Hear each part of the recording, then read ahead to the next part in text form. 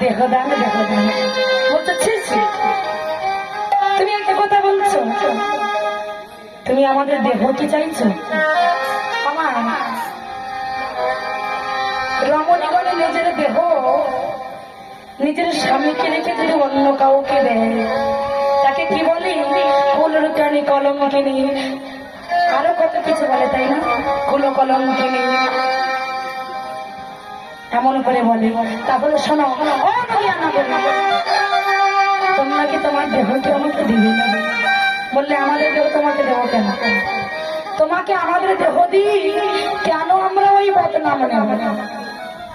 যাও যাও যাও, আমাদের পথ ছেড়ে দাও, আমরা সুন্দরী গঙ্গায় জল নিই, আমাদের আবার গৃহে ফিরতে হবে। বলছে না না, আমায় দেহদান দিতে হবে। দেহদান বলছে ছি, তুমি এমন করে বলছো কেন? আমরা কি যদি আমাদের দেহকে তোমাকে দেব না? বলছে ও নদিয়া নাগরিক, তোমরা আজকে না হয় আমাকে দেবে না, কিন্তু তো তোমরাই আমার সেই দিনে দিতে চেয়েছিলে।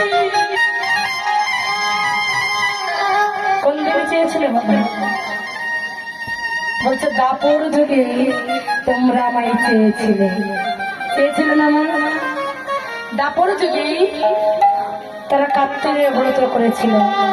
কাত্তিনী ব্রত করে 1 মাস ধরে কাত্তিনী ব্রত করে বলেছিল, হে মা কাত্যায়নী, হে মহামায়ী, হে মহাযোগীশ্বরী, আমরা তোমার কাছে এই বর চাই, ব্রজবল্লভ কৃষ্ণকে যেন আমরা পতিরূপে পেতে পারি। তাহলে হে নাগরিকগণ,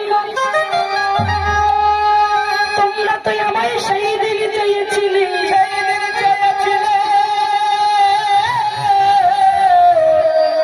চেয়েছিল দাপর যুগে ভগবানকে চেয়েছিল।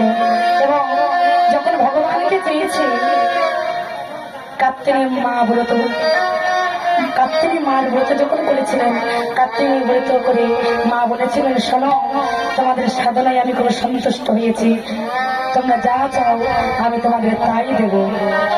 কিন্তু যত কতগুলো ছিল, তাদের সবার মনের বাসনা কিন্তু একটাই ছিল, যে ব্রজবল্লভ কৃষ্ণকে আমরা স্বামী রূপে পেতে চাই। তাই তারা যখন এই বর চেয়েছে, কাত্তিনী মা আমার সেই বর দিলেন। তারা ব্রত সমাপ্ত করে